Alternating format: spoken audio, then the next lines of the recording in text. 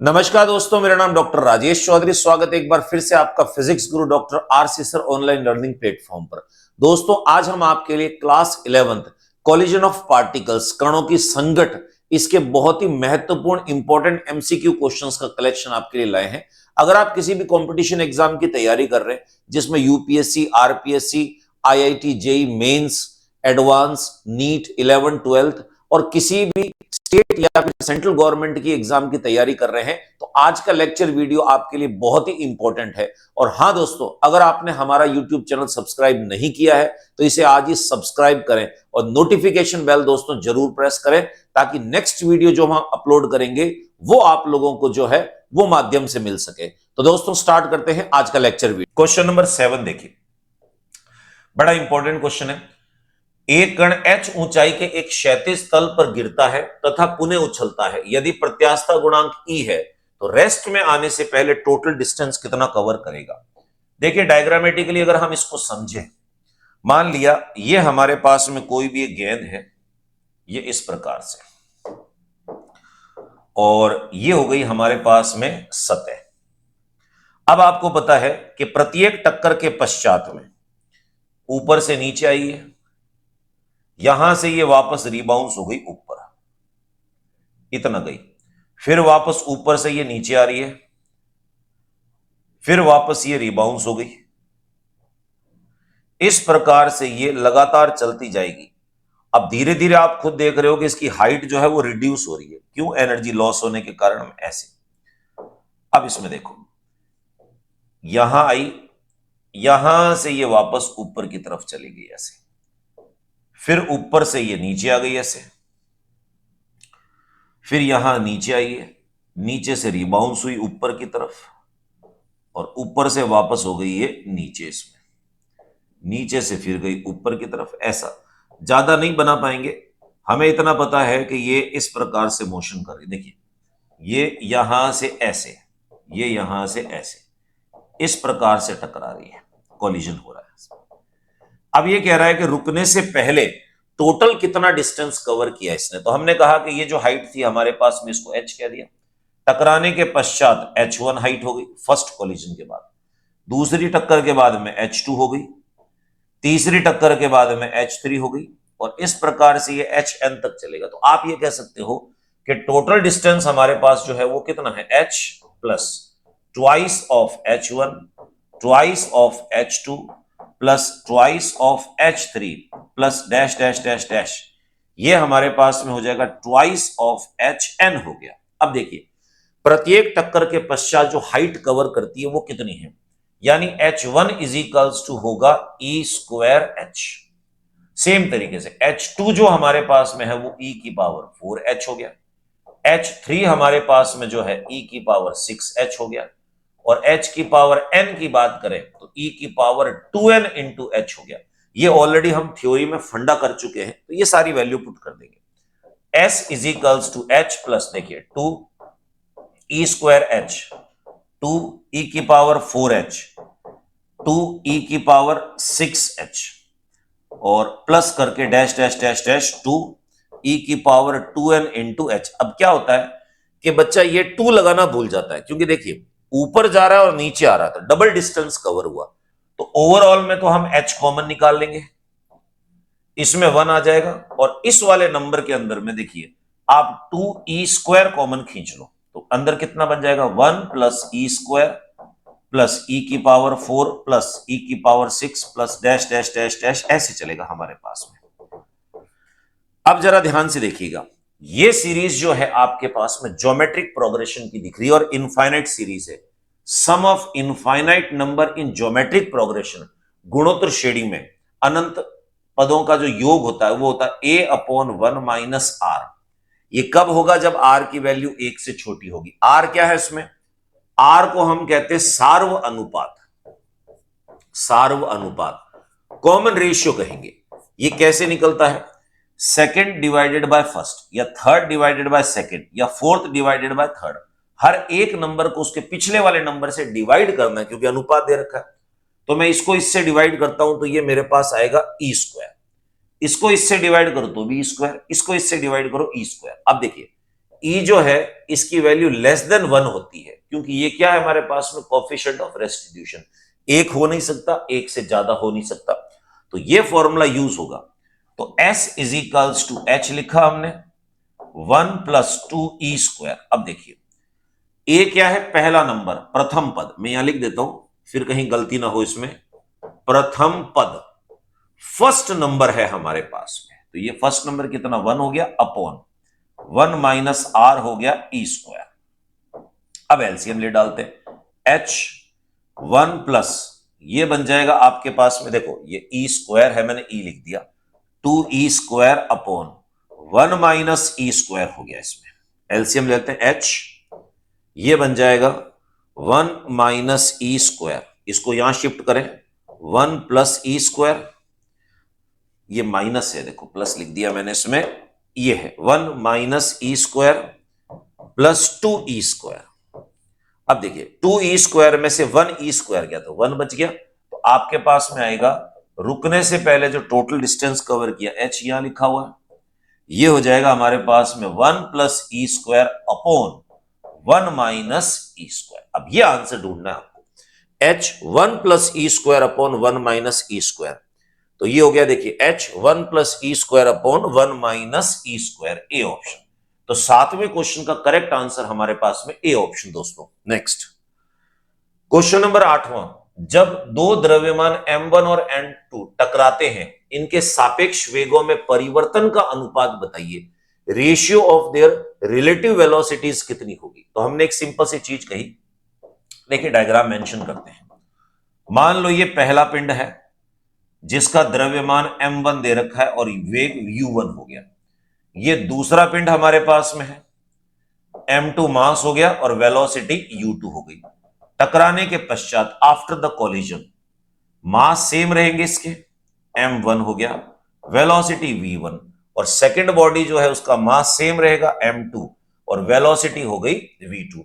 आपको क्या निकालना, ratio of the change in relative velocity. तो मैं आपको पहले लिख देता हूं निकालना क्या इसमें, हमें देखिए दोनों की जो वेलोसिटी है, पहले u1 थी और बाद में v1, इनका माइनस u2 थी और ये v2 थी, इनका माइनस निकालना है। तो चेक कर लेते हैं, कंजर्वेशन ऑफ मोमेंटम यूज करें तो m1 u1 plus m2 u2 is equals to m1 v1 plus m2 v2। अब देखिए m1 v1 है, तो पहले पिंड की बात करते हैं, इसको उठा के यहां शिफ्ट करोगे तो ये क्या बन जाएगा आपके पास में, m1 u1 minus m1 v1, first का फर्स्ट के साथ, सेकंड का सेकंड के साथ, इसको उठा के यहां शिफ्ट करो तो ये बन जाएगा m2 v2 minus m2 u2, इसमें से m1 कॉमन आ रहा है, ये बन जाएगा हमारे पास में u1 minus v1 is equals to m2 common आ रहा है, ये बन जाएगा v2 माइनस u2। अब देखिए ये है रिलेटिव वेलोसिटी पहले की, तो हम लिख सकते हैं m1 डेल्टा u1 कह दिया हमने, यानी फर्स्ट बॉडी की रिलेटिव वेलोसिटी इक्वल्स टू, ये हो गया हमारे पास m2 और ये सेकंड बॉडी की रिलेटिव वेलोसिटी हो गई। अब आपसे इनके सापेक्ष वेगों का अनुपात पूछ रहा था, इसको नीचे शिफ्ट करेंगे, इसको यहां ले आएंगे, तो हम कहेंगे delta u1 upon delta u2 is equals to m2 upon m1, ये आंसर है हमारे पास में। अब ये ढूंढ लो कौन सा हो गया, तो आप कहोगे m2 अपॉन m1, यानी सी ऑप्शन। 8th क्वेश्चन का करेक्ट आंसर सी ऑप्शन है दोस्तों। नेक्स्ट क्वेश्चन नंबर 9 देखिए, विश्राम अवस्था में रखा एक कण विस्फोट के पश्चात m1 और m2 द्रव्यमान के दो कणों में टूट जाता है, ठीक है। तो हम इसको डायग्राम बना लेते हैं, ये हमारे पास में कोई भी एक कण हो गया, ये पार्टिकल है इसमें, ठीक है, मास m मान लिया, रेस्ट कंडीशन में, ठीक है, विस्फोट के पश्चात दो कणों में टूट जाता है, विस्फोट के बाद ये कण विपरीत दिशाओं में v1 और v2 वेग से गति करते हैं। ध्यान से सुनिएगा, इसका रेस्ट में था, जैसे ही टकराया आपस में, ये इधर चला गया m1 मास v1 वेलोसिटी से, ये हमारे पास में दूसरी बॉडी है m2 मास v2 वेलोसिटी, ऑपोजिट डायरेक्शन में। इनकी गतिज ऊर्जाओं का अनुपात बताना आपको E1 अपॉन E2, यानी फर्स्ट बॉडी की काइनेटिक एनर्जी और सेकंड बॉडी की काइनेटिक एनर्जी का रेशियो। गतिज ऊर्जा आपको पता है सिंपल सी कितनी होती है, हाफ mv²। अब बच्चा बोलेगा सर V1 मुझे पता नहीं है, V2 पता नहीं है, ऑप्शन सिर्फ मास में दे रखे हैं। तो कॉन्सेप्ट हम यहां पर बिल्ड करेंगे। देखिए, आपको इतना पता है कि किसी भी टक्कर में, किसी भी कॉलिजन में काइनेटिक एनर्जी कंजर्व भले ही मत हो, पर मोमेंटम हमेशा कंजर्व होता है। तो काइनेटिक एनर्जी की मैं बात करता हूं, इज इक्वल्स टू, फॉर्मूला क्या होता है हमारे पास में, हाफ mv²। m से मल्टीप्लाई किया, m से डिवाइड कर दिया, kinetic energy is equals to, नीचे हो गया 2m और ये हो गया m²v²। तो इसको मैं लिख सकता हूं p²/2m। आपको पता है कि दोनों का मोमेंटम कंजर्व्ड होगा ये, तो मैं ऐसे कहूंगा इसमें, देखिए कि काइनेटिक एनर्जी जो है वो इनवर्सली प्रोपोर्शनल हो गई m के, मास के। तो बड़ा सिंपल सा फंडा आ गया हमारे पास। तो हमें पता है कि E1/E2 इसकी वैल्यू क्या होगी, गतिज ऊर्जा द्रव्यमान के व्युत्क्रमानुपाती होती है, इनवर्सली प्रोपोर्शनल टू मास। क्यों, P कांस्टेंट है इसमें। तो देखिए E1 ऊपर लिखा हुआ है तो M1 नीचे हो जाएगा, E2 नीचे लिखा हुआ है तो M2 ऊपर आ जाएगा, M2 ऊपर। तो दोनों की गतिज ऊर्जाओं का अनुपात M2/M1 होगा। तो देखिए 9th क्वेश्चन का करेक्ट आंसर हमारे पास ए ऑप्शन दोस्तों। बस कुछ नहीं, एक सिंपल सा कॉन्सेप्ट यूज करना है, उस कॉन्सेप्ट के बेसिस पे आपको जवाब देना है। नेक्स्ट क्वेश्चन, क्वेश्चन नंबर 10वां क्या कह रहा है, एक न्यूट्रॉन किसी स्थिर ड्यूट्रॉन से प्रत्यक्ष प्रत्यास्थ संघट करता है, आपस में टकराता है। संघट में न्यूट्रॉन की आंशिक ऊर्जा क्षय कितनी होगी, एनर्जी लॉस कितनी हो रही है, चेक कर लेते हैं। इसमें देखिए आपको क्या दे रखा है कि एक न्यूट्रॉन है हमारे पास में, ये रहा इसमें न्यूट्रॉन, मैं लिख देता हूं एक न्यूट्रॉन, हैवीएस्ट फंडामेंटल पार्टिकल है। एक न्यूट्रॉन किसी स्थिर, मान लो किसी वेग से चल रहा है u1 से, एक विराम अवस्था के रेस्ट कंडीशन में ड्यूट्रॉन से टकराता है।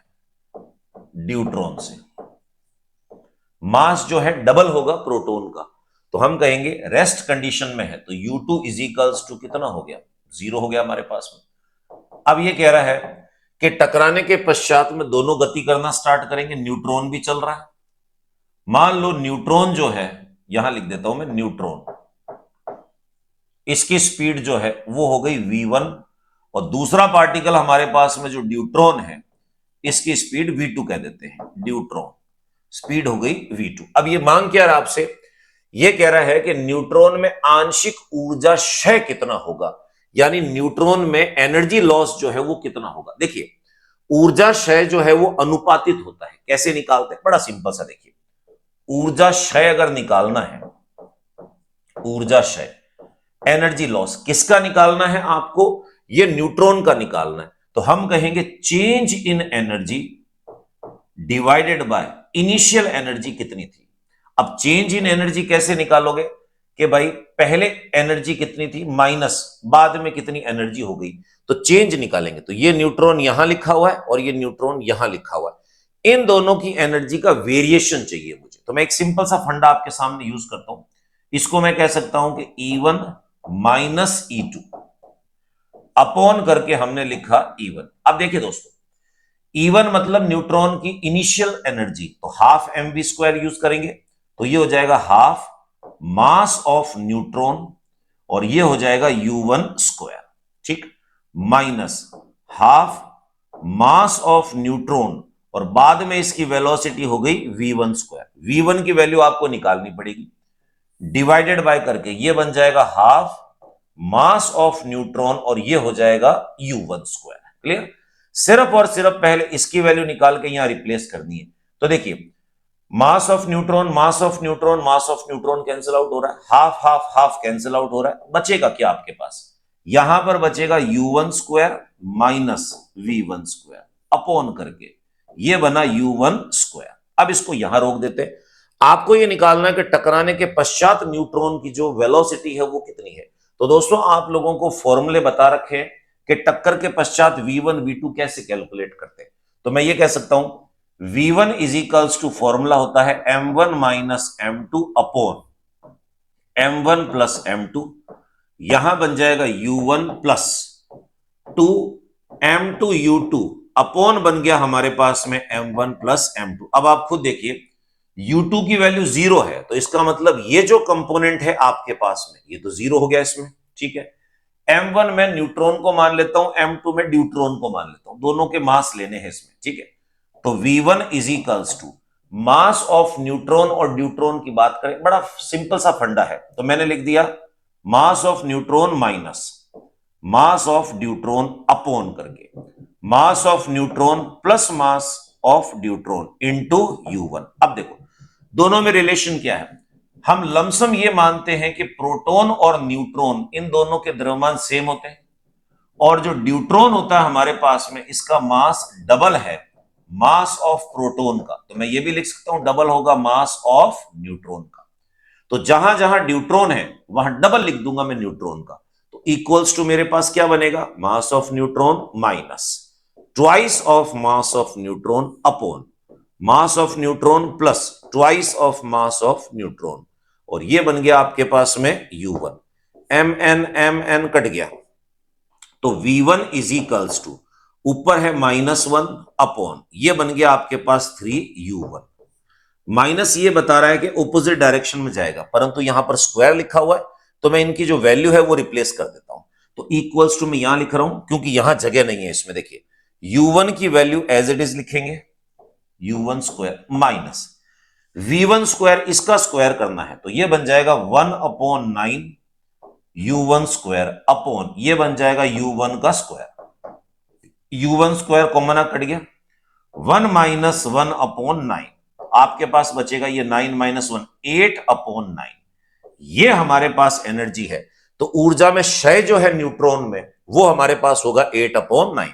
तो बी ऑप्शन जो है प्यारे बच्चों 10th क्वेश्चन का हमारा करेक्ट आंसर है। नेक्स्ट क्वेश्चन नंबर 11वां देखिए क्या दे रखा है, दो कण जिनके द्रव्यमान Ma और Mb है तथा वेग क्रमशः Va और Vb है, सीधी टक्कर करते हैं, टक्कर के पश्चात उनके वेग परस्पर बदल जाते हैं, इंटरचेंज हो जाते हैं। दोस्तों कॉन्सेप्ट यूज होगा इसमें, मैंने आपको ऑलरेडी पहले ही कहा कि दो विचारधाराएं हैं, इनको वाइस वर्सा बोल सकते हो। आप ये कह सकते हो कि यदि वेग परस्पर परिवर्तित हो जाते हैं, परिवर्तित होते हैं तो M1 is equals to M2 होगा, इनके मास जो है वो सेम होंगे। अब उल्टा भी बोल सकते हो, अगर मास सेम है और फिर टकरा रहे हैं तो इनके वेग इंटरचेंज हो जाएंगे। अब यहां पर क्या कह रहा है, टक्कर के पश्चात उनके वेग आपस में इंटरचेंज हो जाते हैं तो दोनों के मास सेम होंगे। तो मुझे यह पता है कि mass of A body equals to mass of B body, तो इसको नीचे शिफ्ट कर दीजिए, mass of A upon mass of B is equals to answer मेरे पास में कितना आया, 1 आया। तो देखिए डी ऑप्शन हमारे पास में करेक्ट आंसर है दोस्तों 11वें क्वेश्चन का। कुछ क्वेश्चन दोस्तों ऐसे होते हैं जो डायरेक्ट कंसेप्ट पे बेस्ड होते हैं और कुछ में थोड़ी सी कैलकुलेशन चाहिए होती है। नेक्स्ट क्वेश्चन नंबर 12वां देखिए क्या दे रखा है कि स्थिर अवस्था में रखी हुई 4m द्रव्यमान की वस्तु, तो हमने एक काम कहा, ये हमारे पास में कोई बॉडी है, 3 टुकड़ों में विस्फोटित हो जाती है, मास दे रखा हमारे पास में 4m, रेस्ट कंडीशन में है, अचानक इसमें विस्फोट हो जाता है और 3 टुकड़े बन जाते हैं। दो समान द्रव्यमान m के टुकड़े एक दूसरे के लंबवत हैं। मान लिया यहां बना देता हूं, एक टुकड़ा ऐसे चला गया और दूसरा टुकड़ा ऐसे चला गया। अब इनके द्रव्यमान m हो गया और m हो गया, ठीक है। समान द्रव्यमान के टुकड़े एक दूसरे के लंबवत v वेग से, स्पीड भी सेम है दोनों की, ये हो गया। गति से गति करते तो उत्पन्न कुल ऊर्जा कितनी होगी। अब तीसरे टुकड़े की आपको एनर्जी निकालनी पड़ेगी इसमें। तीसरा टुकड़ा मान लो ऐसे चला गया हो तो आपको पता है कि 4m मास था, m और m ये हैं, तो रिमेनिंग पार्टिकल 2m हो गया और इसकी वेलोसिटी हमने मान ली v डैश। बड़ा सिंपल सा फंडा है। कंजर्वेशन ऑफ मोमेंटम यूज करेंगे कि 3 टुकड़े हमारे पास, तो हम ऐसे कह सकते हैं कि p पूर्व इज इक्वल्स टू p पश्चात, संवेग संरक्षण। और आपको पता है कि पहले रेस्ट कंडीशन में था तो 0, पश्चात में 3 टुकड़े हैं, सेम डायरेक्शन में होते तो हम यूज करते इसमें P1 + P2 + P3। अब आप ये कह सकते हो कि तीनों टुकड़ों में से दो परपेंडिकुलर, तीसरा बीच में से जा रहा है। तो इसका फंडा मैं ऑलरेडी प्रीवियस क्वेश्चन में बता चुका हूं, P1 vector plus P2 vector vector form में लेंगे प्लस P3 वेक्टर। अब इसको सॉल्व कैसे करना है, तीसरी बॉडी का आपको वेलोसिटी निकालनी है, तो इसको यहां रोक लो, इसको यहां शिफ्ट करो, तो हम ये कह सकते हैं कि P3 vector is equals to minus P1 plus P2 vector. अब हम क्या करेंगे, डायरेक्ट यूज करेंगे, क्योंकि ऑलरेडी ऐसे दो क्वेश्चन हमारे पास आ चुके हैं दोस्तों। स्क्वायर करेंगे और पाइथागोरस थ्योरम के रूप में लेकर आएंगे। P1 P2 के बीच का एंगल जो है वो 90 डिग्री है, तो cos 90 की वैल्यू 0 होगी। तो ये बन जाएगा आपके पास में P3 का square is equals to P1 का स्क्वायर प्लस P2 का स्क्वायर। अब वैल्यू डाल देते हैं। P3 हमारे पास में कितना है, 2m v डैश का whole square equals to P1 कितना हमारे पास में m v का होल स्क्वायर, P2 कितना हमारे पास में m v का होल स्क्वायर। स्क्वायर हटा देते हैं इसमें, तो 2m v dash is equals to, root लगा दिया हमने इसमें, ये हो जाएगा 2m स्क्वायर v स्क्वायर। अब इसको सॉल्व करें, 2m v dash is equals to, ये m v बाहर आ जाएगा, रूट अंदर फंस जाएगा इसमें। तो देखिए m से m कैंसिल आउट हो गया, तो हम इसको कहेंगे v dash is equals to, कितना बना, v अंडर रूट 2 अपॉन 2। तो इसको हम कह सकते हैं v अपॉन हो जाएगा अंडर रूट 2, यानी ये जो टुकड़ा है इसकी वेलोसिटी v अपॉन रूट 2 होगी। ये आंसर नहीं है, आपको बताना है कि टोटल एनर्जी कितनी उत्पन्न होगी। तो सीधी सी बात है, टोटल एनर्जी निकालनी है तो पहले टुकड़े की प्लस दूसरे टुकड़े की प्लस तीसरे टुकड़े की एनर्जी। प्यारे बच्चों, kinetic energy half M V square होती है। तो देखिए पहला टुकड़ा M V square mass velocity plus दूसरा टुकड़ा हाफ एम वी स्क्वायर। तीसरे टुकड़े की बात करें, तीसरे टुकड़े का मास है 2m, तो मैं यहां लिख देता हूं 2m। वेलोसिटी मेरे पास v बाय रूट 2 है, तो स्क्वायर करूंगा तो v स्क्वायर अपॉन 2 हो जाएगा। अब देखो 2 से 2 कैंसिल आउट हुआ, ये दोनों बन गए हमारे पास में कितने, एम वी स्क्वायर, क्योंकि आधा और आधा एक हो जाएगा, प्लस करके ये बन गया आपके पास में वी स्क्वायर अपॉन, देखो ये m है, मैंने m लिखा नहीं है, मैं लिख देता हूं, ये m ऑलरेडी हमारे पास में, ये हो जाएगा वी स्क्वायर अपॉन रूट 2 था इसमें, तो ये तो वी स्क्वायर अपॉन 2। अब सॉल्व कर लीजिए, तो ये बन जाएगा 3m वी स्क्वायर अपॉन 2। तो इसकी जो टोटल काइनेटिक एनर्जी होगी 3 अपॉन 2 एम वी स्क्वायर है, 3 अपॉन 2 एम वी स्क्वायर। देखिए सी ऑप्शन, 12वें क्वेश्चन का करेक्ट आंसर सी ऑप्शन दोस्तों। नेक्स्ट क्वेश्चन नंबर 13, विराम अवस्था में स्थित 30 किलोग्राम द्रव्यमान का एक बम अचानक फटकर 18 किलो और 12 किलो के दो द्रव्यमानों में विभाजित हो जाता है। 18 किलो के द्रव्यमान का वेग इतना है, तो दूसरे द्रव्यमान की गतिज ऊर्जा चाहिए, तो पहले वेग निकालना पड़ेगा। यह आपको दे रखा है कि एक हमारे पास में एक बम है, विराम अवस्था में था, रेस्ट कंडीशन में, विराम अवस्था में आपको यह दे रखा है 30 केजी द्रव्यमान हो गया इसका, ठीक है। अब इसके दो टुकड़े हो जाते हैं, एक टुकड़ा हमने मान लिया 18 केजी का, इसका वेग आपको दे रखा है 6 मीटर पर सेकेंड, और दूसरा टुकड़ा जो है हमारे पास में 12 केजी का, इसका वेग हमें नहीं पता, तो हम v मान लेते हैं इसमें। कंजर्वेशन ऑफ मोमेंटम कहता है टकराने से पहले और टकराने के पश्चात संवेग समान रहेगा, तो आप कह सकते हो पहले तो 0 हो गया, इक्वल्स टू 18 इंटू 6 प्लस करके ये बन गया हमारे पास में 12 इंटू वी। तो पहले v निकालना पड़ेगा, इसको यहां शिफ्ट करें, 18 इंटू 6 माइनस में is equals to 12 into V, ये कटेगा आपके पास 2 और ये कटेगा 9, तो v इज इक्वल्स टू आया -9 मीटर पर सेकेंड, यानी जो दूसरा टुकड़ा है उसकी स्पीड -9 है, मतलब ऑपोजिट डायरेक्शन में जाएगा। अभी मैंने दोनों को सेम डायरेक्शन बना रखा है, ये ऐसे जाएंगे या फिर ये ऐसे चले जाएंगे अलग की तरह, ठीक है।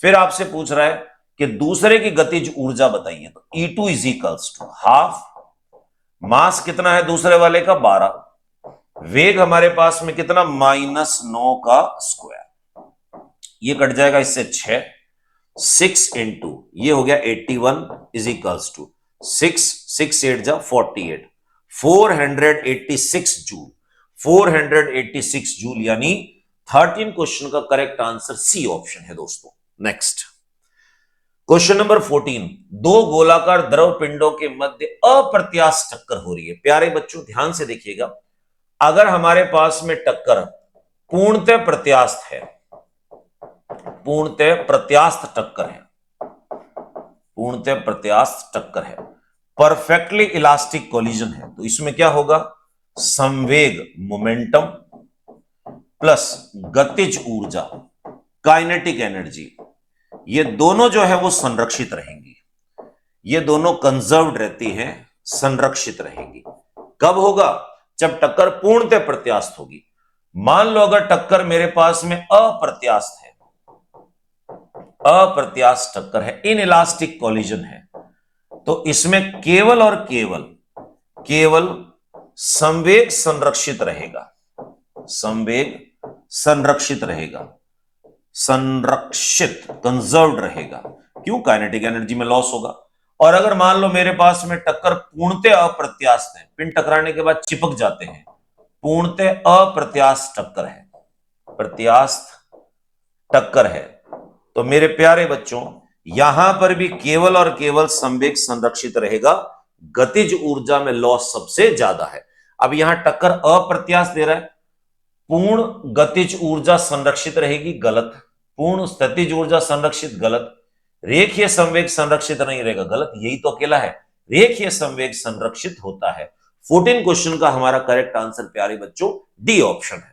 तो दोस्तों ये था आज का लेक्चर वीडियो। दोस्तों आज के इस लेक्चर वीडियो के डिस्क्रिप्शन बॉक्स में हमारे टेलीग्राम चैनल का लिंक दे रखा है, उस टेलीग्राम चैनल के लिंक की सहायता से आप हमारा टेलीग्राम चैनल ज्वाइन कर सकते हैं, जिससे आपको अपकमिंग वैकेंसी और न्यू वीडियोस आपके कोर्स के जो है उनका नोटिफिकेशन मिलेगा। तो दोस्तों इजाजत दीजिए, नेक्स्ट वीडियो में आपके सामने फिर उपस्थित होंगे। धन्यवाद।